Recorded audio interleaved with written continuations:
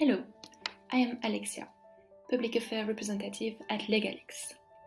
I'm going to make a demonstration pitch that targets buyers. For the purpose of the demonstration, I will take the example of BP. So, let's start. Good afternoon, madam. Good afternoon, sir. I am Marion, Climate Solutions Analyst at Kairos. I hope you are doing well. First, I would like to thank you for your interest in Kairos. I know that, as a buyer, BP has fostered the funding of several carbon projects, such as the distribution of O'Neill cookstoves or the Orb solar programs. That is over 6 million tons of carbon offset since 2006. With regards to those great projects, I am very excited to show you all the benefits BP could obtain from Carbon Forest Monitor, either to prevent greenwashing risks and their negative impact in terms of reputation, or to select and monitor the best project to be financed, or to increase the market value of your carbon offsets by demonstrating the integrity of your project. Now, I will start the demonstration. If you have any question, feel free to ask. So, here is our platform where we have registered several projects that were listed in public registries such as Vera or Gold Standards.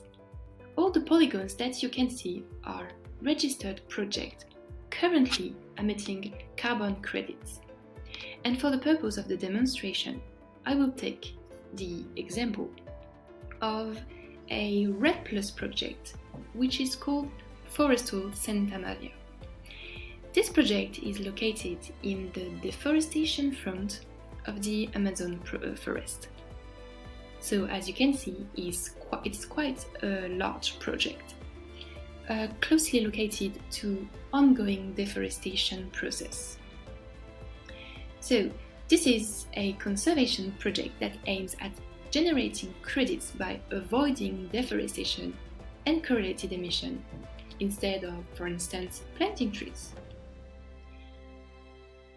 So, in order to get a view on both the project zone and its surrounding, we have broadened the area of study. Why?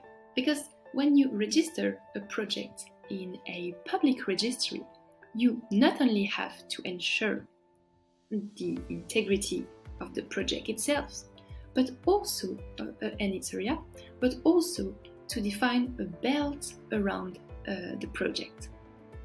This belt is called the leakage belt, and so it preserves the zone surrounding the project from deforestation. And it also limits the leakage coming from the outside. Basically, it means that just because a project is happening doesn't mean that we should just push the event, like deforestation, disruption, to very close places.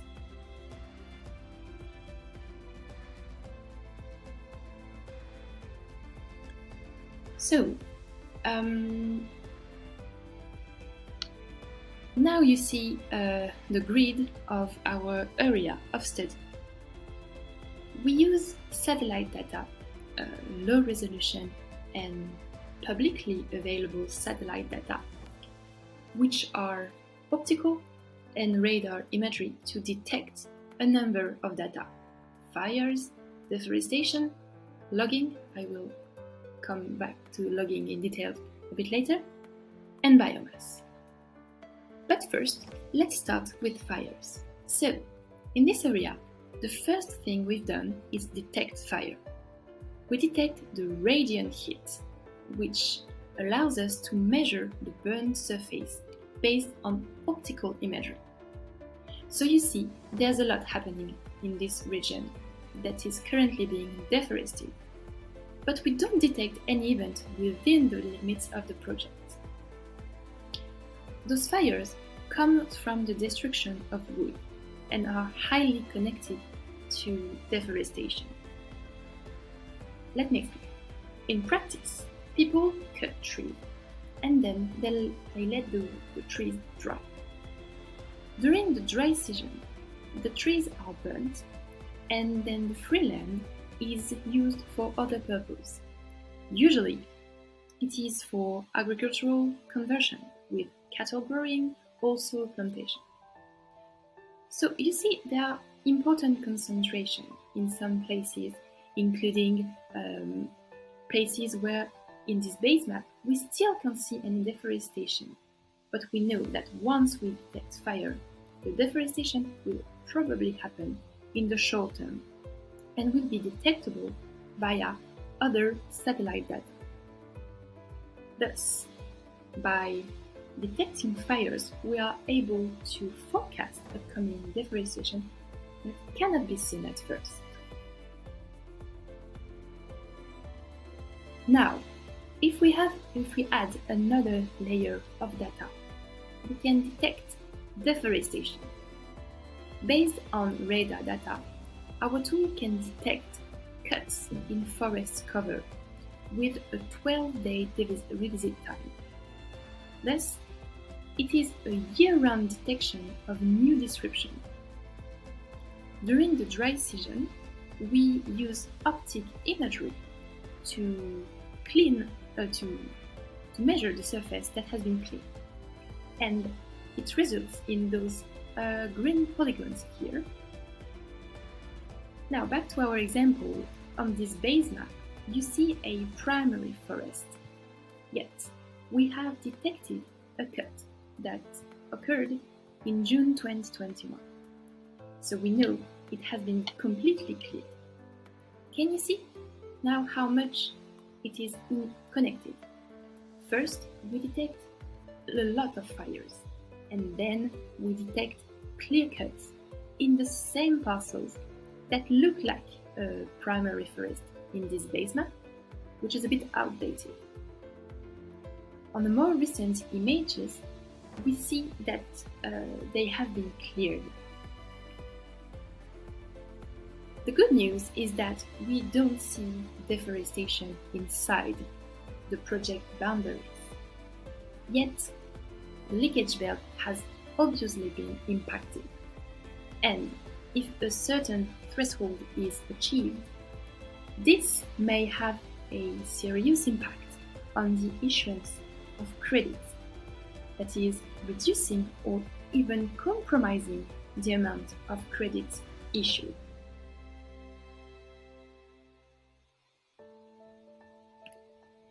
As a buyer, there's only one step between greenwashing and CSR implementation strategies. With Carbon Forest Monitor, you protect and strengthen your reputation by avoiding being a victim of greenwashing in spite of you. For instance, I don't know if you remember the Bloomberg article of lime timber, one of the biggest carbon offset sellers in the world. Bloomberg has revealed that this society has sold for millions of dollars of useless carbon compensation.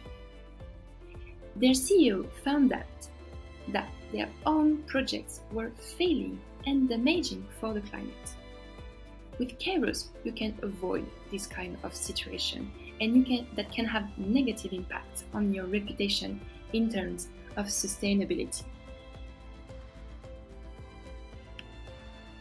And the third thing we do is based on radar imagery. So, it is basically the same technology that we use to detect deforestation zone, but those are signals that we get, for which we can't see a very large area being cleared on optical images. So, it means that the cuts have been performed, but on a very small scale. We call this the logging, because it is either cuts for individual trees or small portion of forest, or for instance the clearing of very small surfaces that could be a road or an access to the forest. What is interesting in our example is that in the south, we observe a lot of degradation, which is not surprising. But in the north, where we did not detect any deforestation, like, for instance, large cuts for now, we also observe significant degradation. This can be analyzed as the first signal for further clear cuts coming in the future. In particular, we observe axes created and cleared like this, opening the way for machines to proceed to bigger cuts and larger scale deforestation.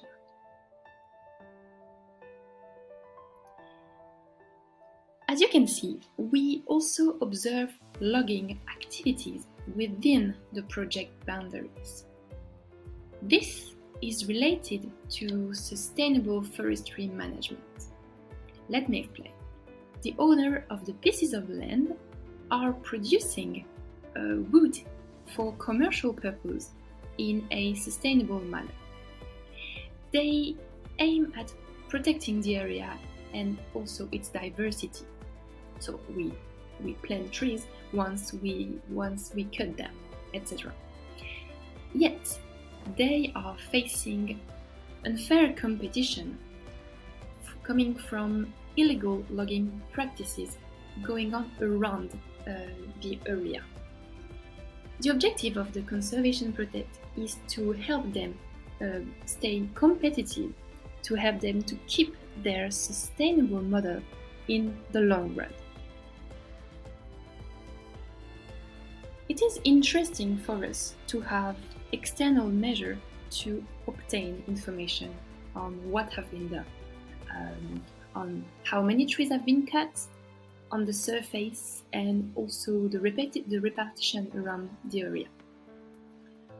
Let me explain. With that data, certified investors or even regulators can check that project holders are performing in compliance, that, I don't know, they are not cutting too much trees on the same parcel, for instance. And it is really an informative piece, because and it is crucial to build trust for the stakeholders involved in the region.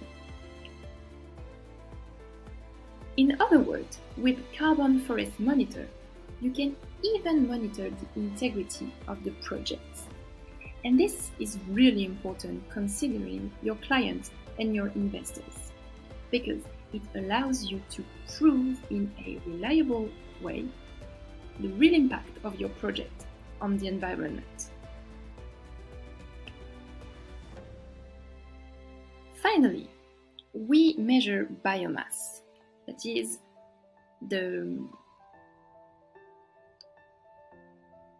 quantity of living matter above the ground, that is trees, vegetation, that captures CO2 from the atmosphere and then sequestrates it.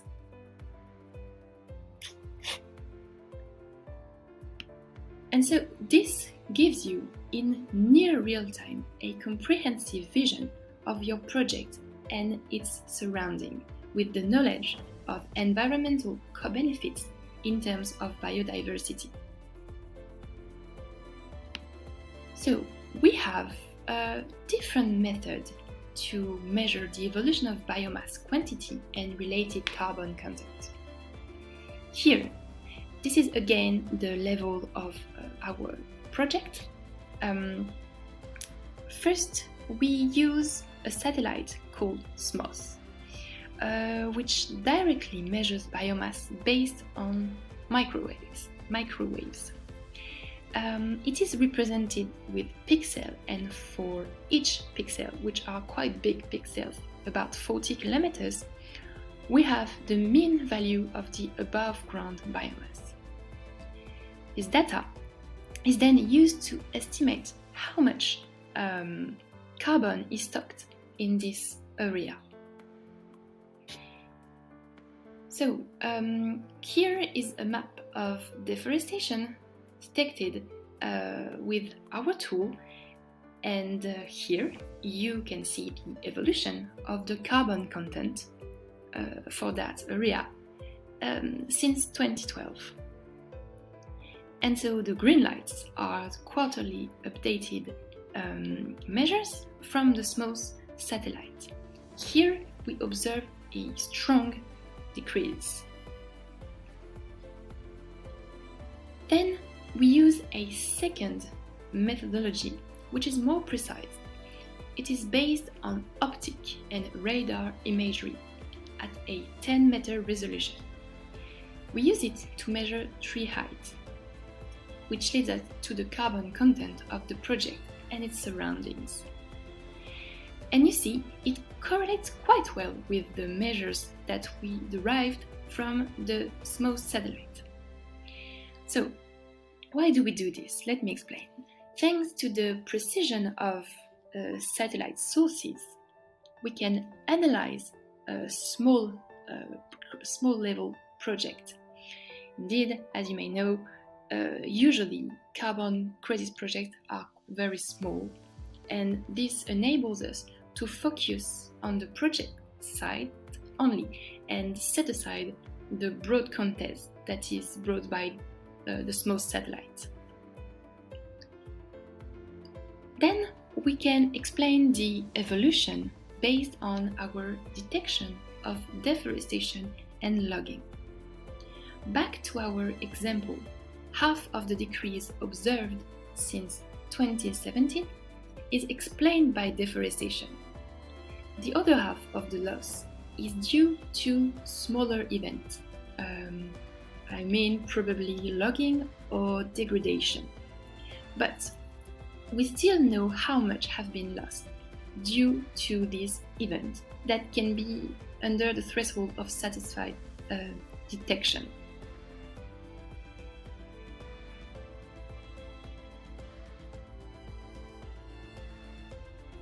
So, together we can address these degrees and understand better those processes to help stakeholders prevent current and also further degradation in the future. So, what do you think about Carbon Forest Monitor? Here, I make a little break because that's the moment where we're going to handle the objections. Now I go back to the demonstration. What I can propose you is to send you a commercial proposal adapted to the characteristics of your project in terms of size, of area, and objectives. That is it conservation, afforestation, reforestation, for instance? What do you say? Should I send it to you to the following address? Would you like me to add other people maybe from your team to the loop, or should I just send it to you? Thank you very much for your attention. It has been a pleasure to discuss with you. I will send you the proposal as soon as possible. I really hope to see you soon.